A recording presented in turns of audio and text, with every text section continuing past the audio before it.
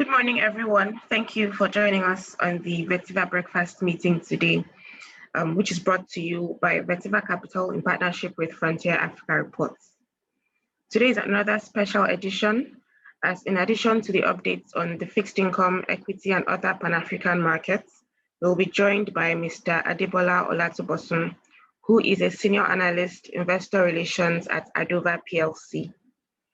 Mr. Adebola will speak to us on the implications of a subsidy regime on the downstream sector.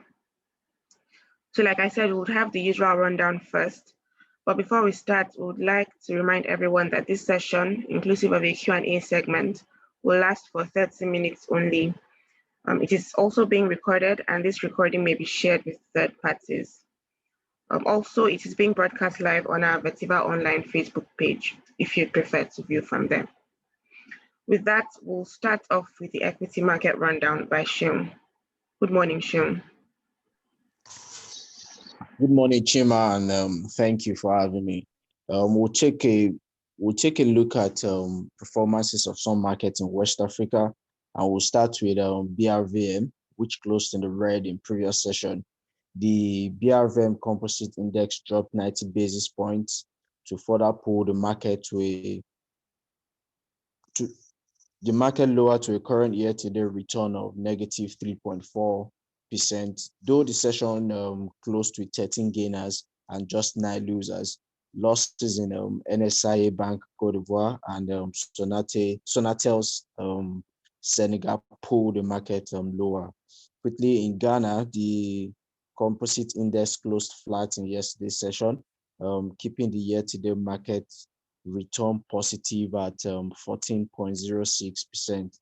And we've seen this to be on the back of the positive market movement in the share price of MTN, which has returned over 32% in price appreciation year to date.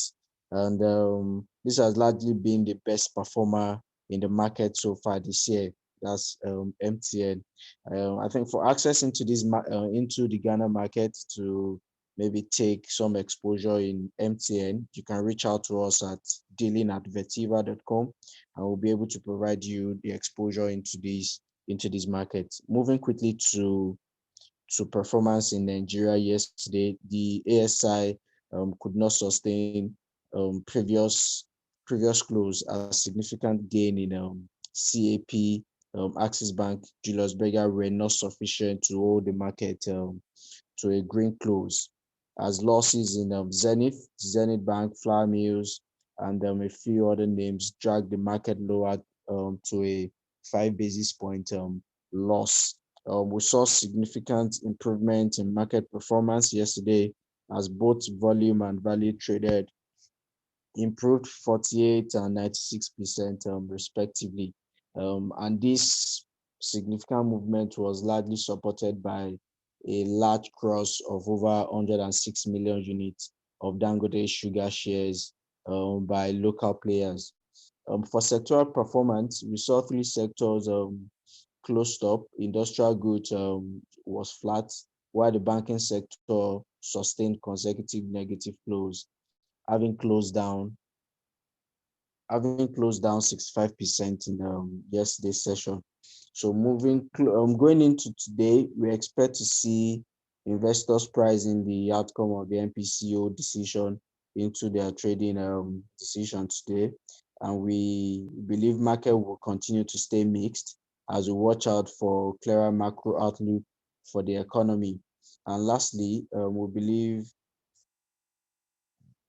also with market largely dominated by large crosses in the last session, we expect this to also continue in select names in today's session. Thank you.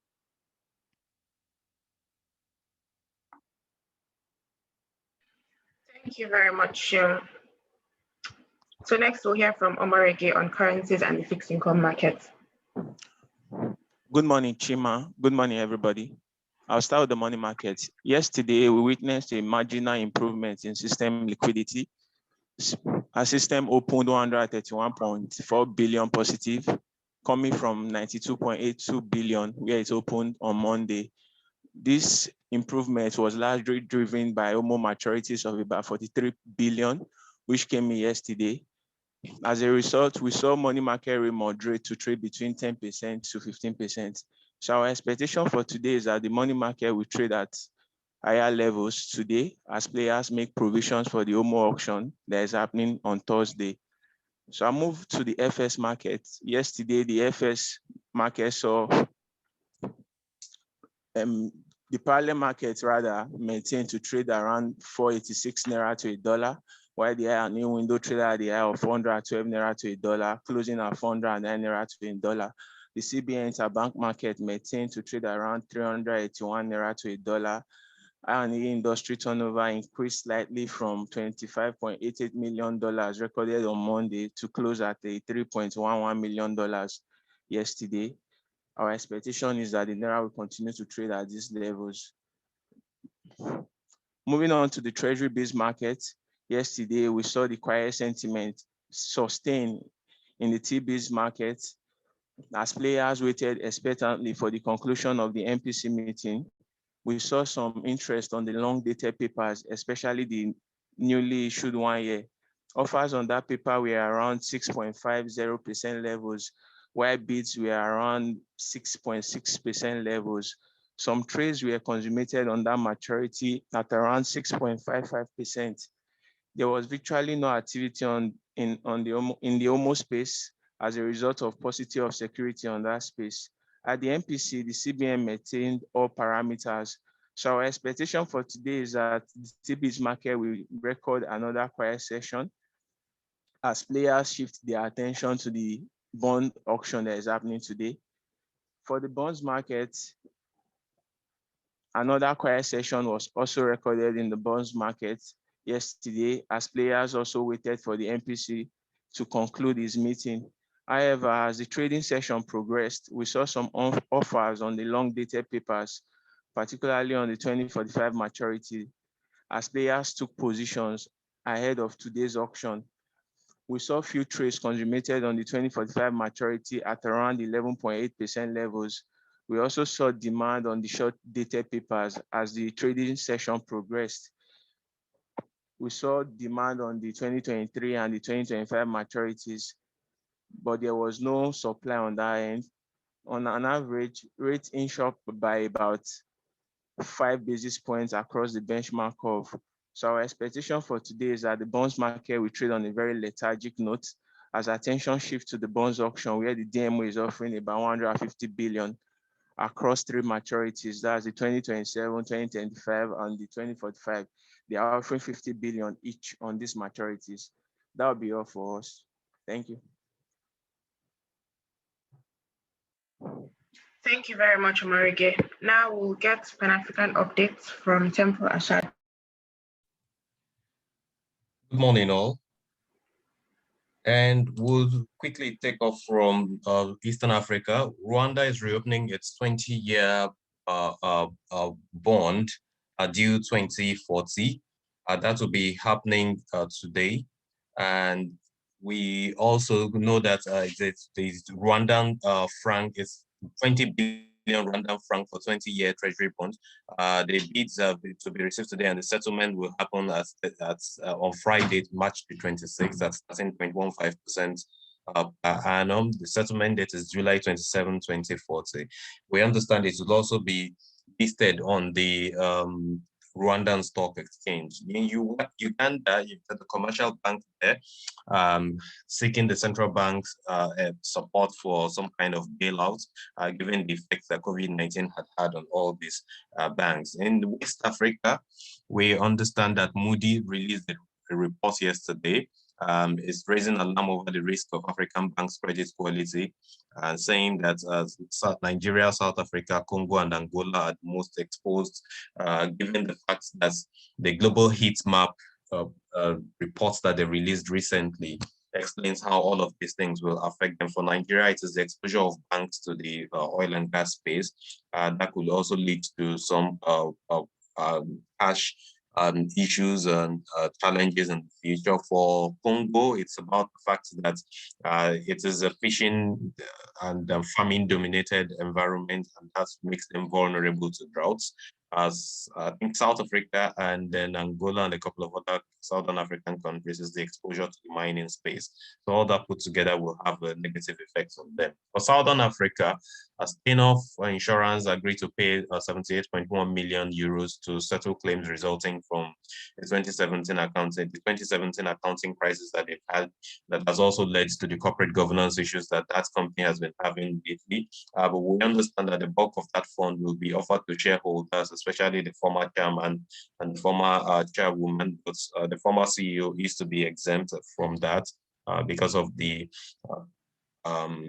financial crime that he's been charged with in Germany.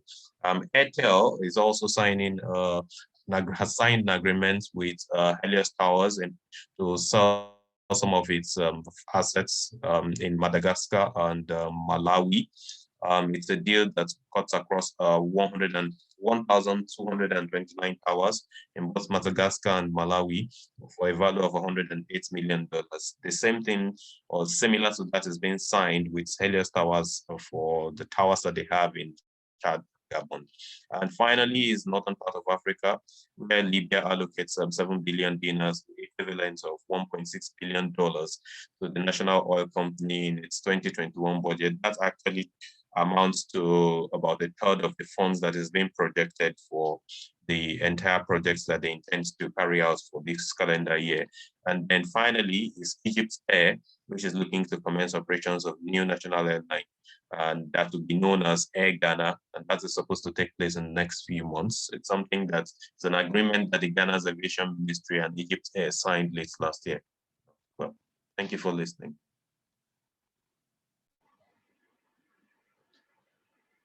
Thank you very much, Temple, for those updates. So finally, it's time for the event of the day. As mentioned earlier, we are joined by Mr. Adebola Olatubosun. Adebola leads the role of Investor Relations at Adoba PLC, with key responsibility for managing stakeholders and communicating the company's strategy to investors.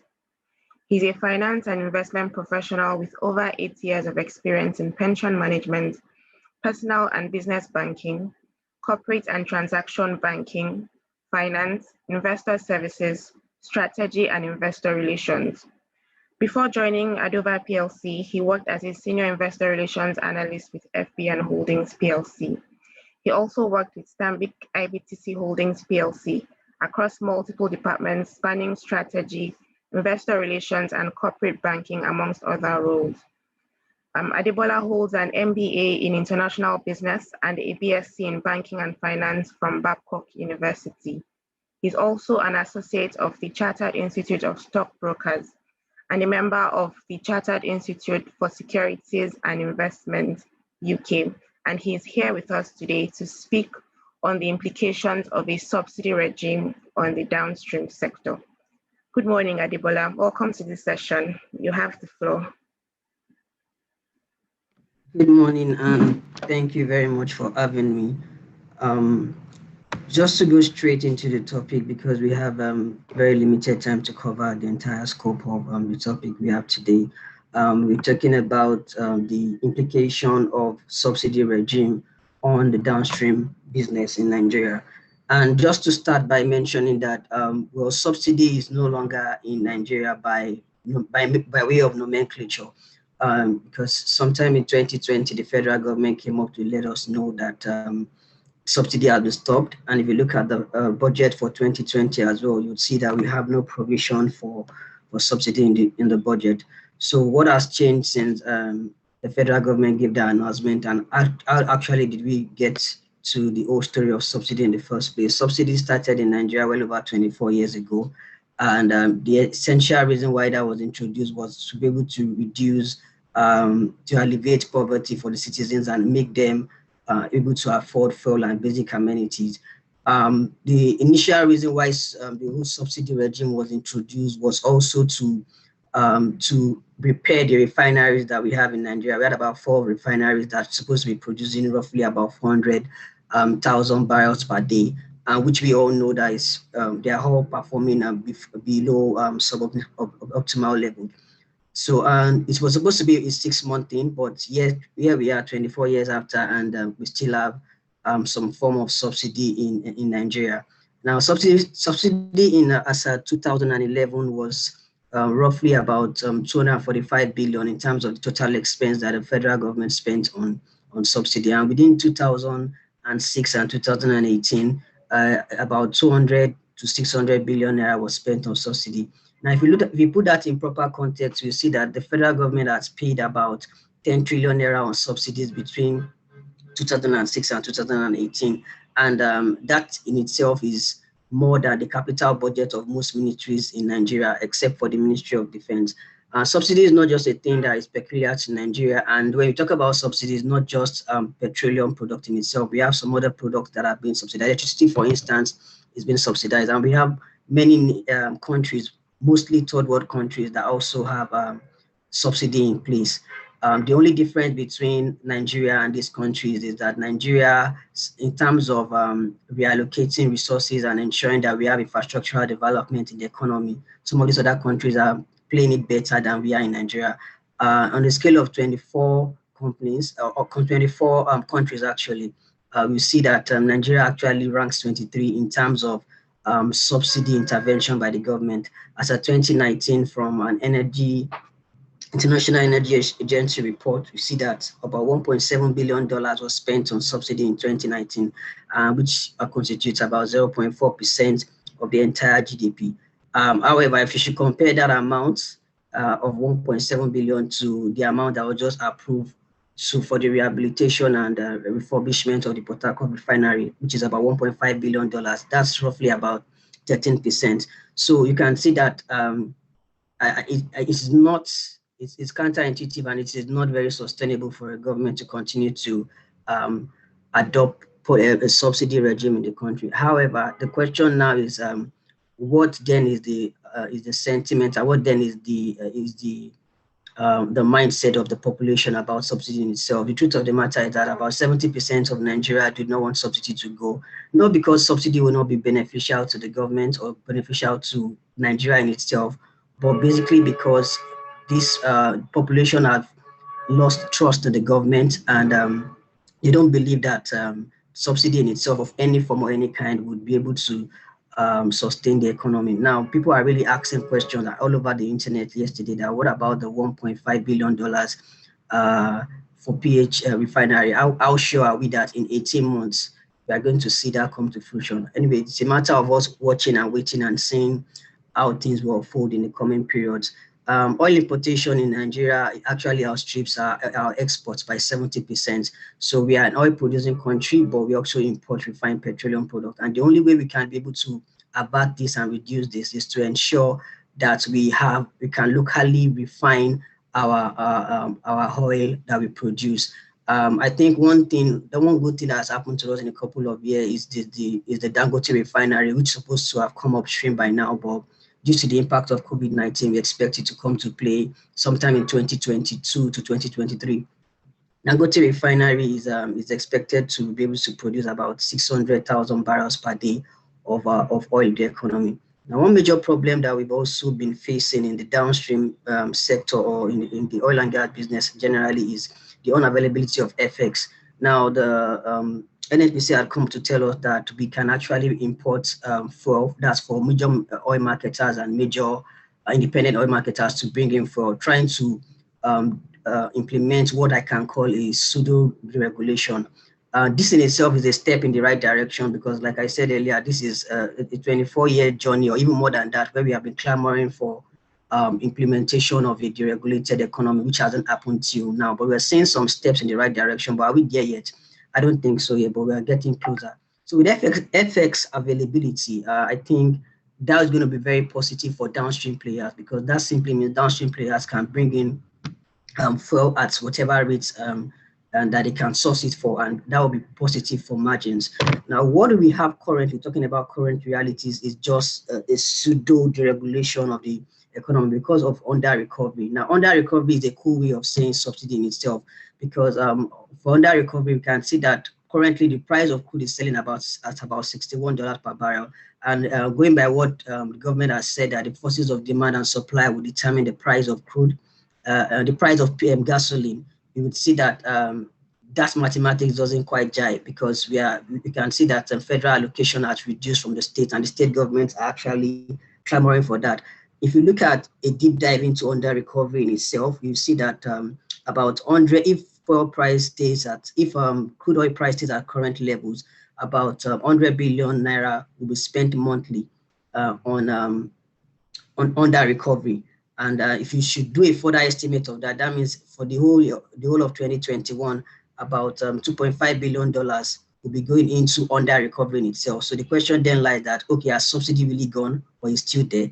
The only difference here is that the federal government or the NNPC actually are not paying PSF receivables to the major oil marketers, and it's a major concern for us.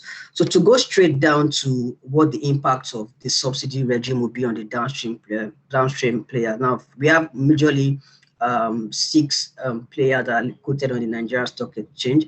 One thing that has affected that industry and will still be affecting the industry now is lower margins on revenue. That is because we have a mono supplier of PMS, and that is the NNPC. And the interesting part about this is that the NNPC is also the sole supplier, are also our competitors. They also have NNPC retail outlets selling the same product. So sourcing for products still remains a challenge. FX scarcity is still there, and that is going to mean lower margins on revenue for industry players. And if you look at the financials of any of the downstream players, you'll see that one thing that erodes margin most of all is the cost of sales. And the cost of sales on revenue averages about between 85 to 90% of all quoted downstream players in the economy. And that shows that we are still going to be seeing similar trends except for downstream players that are willing to adopt disruptive strategies or other strategies in place to ensure that they can have impressive margins. Now, another thing that is going to happen, or that has been happening if we still have a subsidy regime, is investors pulling back their funds. Now, in the oil sector, we see that, particularly downstream, we see that we have less international investors compared to other players or other sectors in Nigeria. We have most investors pulling out their funds because they don't see much infrastructural development in this sector.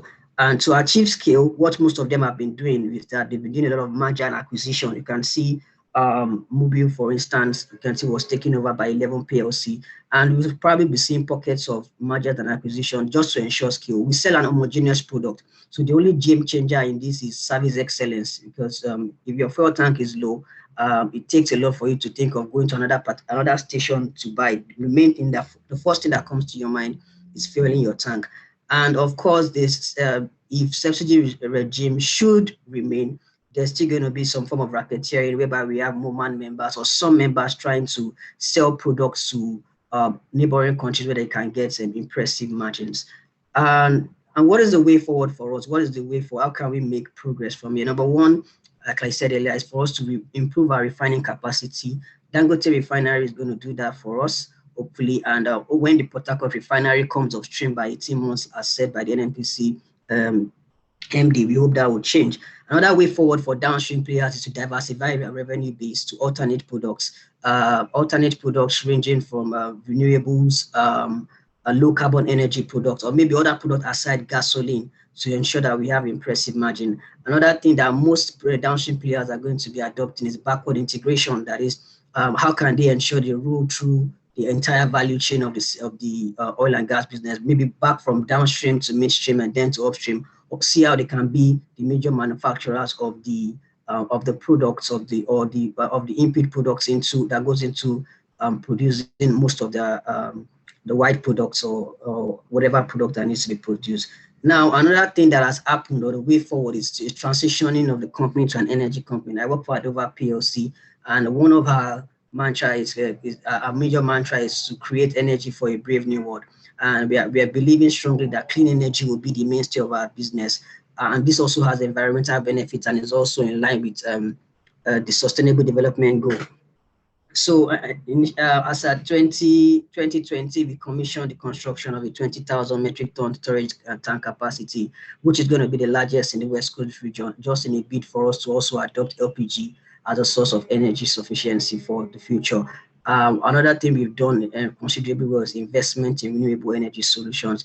Nigeria currently has about 60% of the population underserved by electricity. So we're looking at clean sources of energy like renewables, battery as a service, waste to energy, solar systems, microgrid system to ensure we can create more source of energy to the downstream players. So I think the future for downstream players is to transition from an oil and gas company to an energy company.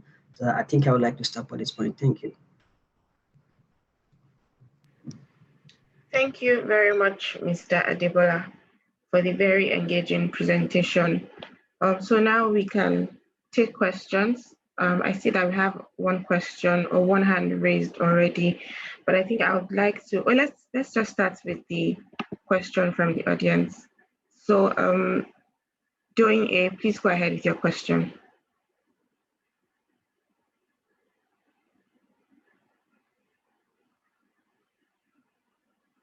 Please unmute yourself.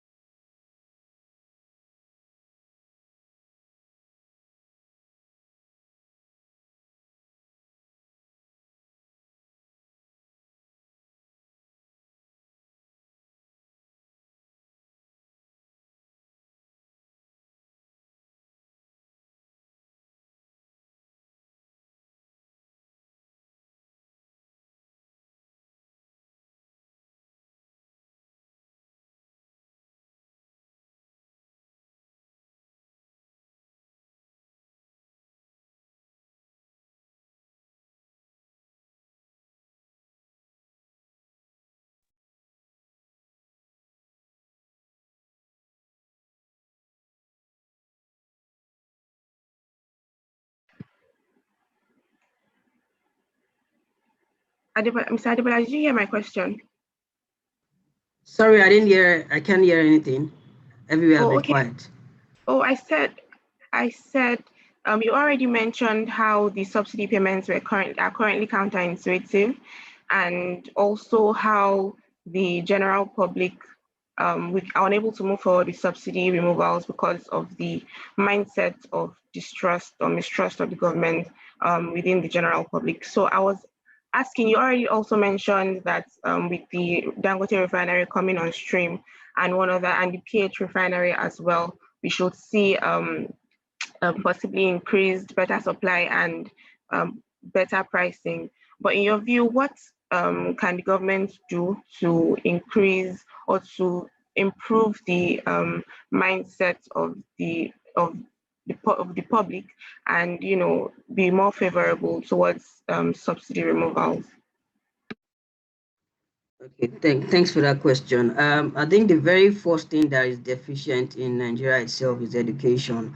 And the government needs to do more of sensitization of everybody, you understand, on actually what subsidy is and what the benefits would be in to the entire population. I think there was a publication I read some time ago by I think Ezekwesili Jr. So talking about bricklayer economics. Where you can have a pamphlet that talks about things in the simplest and most understandable ways, because the worst hits are probably those that are not as educated as yourself and myself. So I think that's one thing the government needs to do, sensitize the public more about what the subsidy is about, what they intend to gain by removing subsidy, and also preferring alternative solutions that is quite affordable to the common man. So I think education is the first step in the right direction for us. Okay, thank you very much. We have another question. I see that Luke has his hand raised. So Luke, please go ahead with your question. Thank you very much, Chima. Good morning, everyone, and good morning, Adebola. Thank you very much for the insightful presentation. So I have a few questions for you. I will just narrow my questions down to the business of Adova. So at the start of the year, we had expected margins to improve significantly. We had also expected to see an improvement in the company's operating cash flows, but that has not been the case lately due to the current cap on PMS price. As a matter of fact, I mean, in Q4 last year, we noticed that operating cash flows dropped significantly, and that was why the company raised short-term borrowings like bank overdraft. So given that we expect margins to remain weaker than what we saw last year, should we expect to see a further increase in the company's short-term borrowings like bank overdraft? My second question would be on the lubricant business. So in Q4 last year, I noticed that gross margin from this business line dropped to 20% from 25% in the preceding quarters. And that was mainly due to higher input costs. So should we expect this run rate in 2021? Thank you. Okay, thanks for the question, Luke. So to answer the very first question, yes, margins were depressed toward last year, and that was because largely we didn't expect that we didn't see margins come as expected because of the even after the deregulation or the pseudo deregulation, we had already estimated, if you remember your estimation, look, that margins would have been higher than expected if we had a full deregulation of the economy. But that did not happen. So what are we doing differently, and what is the expectation for us at Adova? We had to do short-term borrowings because we had investments that we knew would be sustainable for the company. As you're aware that the company is transitioning to an energy company, and what we are trying to focus on is to see how we can make more investment in renewables. Like I mentioned, that we actually we've commissioned the construction of a 20,000 metric ton LPG facility, and also we also had an investment in mobile power. Mobile Power Nigeria is our battery as a service company. Adova owns about 35% share in their company, and what we're doing now currently, we're already running pilot locations for battery as a service solution across choice locations in Nigeria. So actually, those are the things that made us go have those short-term borrowing in our books. And if you look at the financials for 2019, you would see that the interest rate for most of our borrowings was reduced significantly, and that was because we were able to engage effectively most of our lenders, and interest rate average about 11% from about 18%. So we had been able to reduce that considerably, and we saw an opportunity to also make use of short-term borrowing to be able to address one or two requirements or needs in the books. So that was the reason why we went down that route. Are we still going to be going for short-term borrowing in the nearest future? Of course, yes, because we have daunting tax and we have a daunting a management team that are resilient in terms of delivery. We're going to see us probably going into the market anytime soon. If you look at the NSC publication, you see where we have stated that we'll be raising some bonds, particularly for business expansion purpose. You also know about all the deals that are in the papers. I think that affected the first question. Second question on lubricants,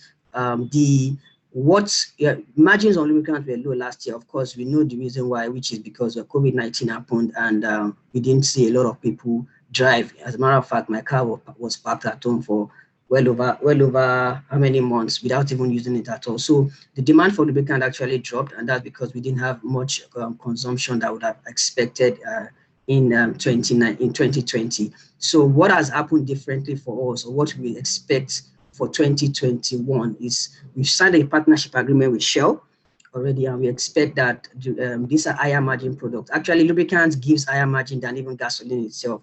So we've signed a partnership with Shell. We currently have a partnership already with Texaco, and we are also pushing our own flagship lubricant business, that's the Super V and Visco 2000, to ensure that we can accrete margin as expected. So as much as possible, we know the environment is not favorable, but we are trying as much as possible to see how we can ensure we build sustainable margins that would not have a negative impact on our cash flows.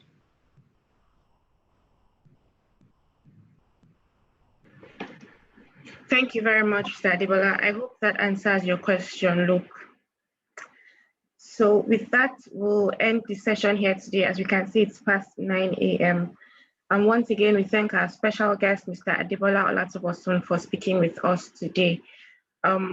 I see that we have one question in the chat box. However, I would have to relate that question to Mr. Adebola, and we'll get the answer out to you, Mr. Sanda. Also, if you have further questions, please send us your questions to research@vetiva.com, and we'll get responses out to you. So finally, we want to encourage everyone to remain consistent with the COVID preventive guidelines. And we thank you all for joining the Vetiva Breakfast meeting today. And we wish you a great day ahead.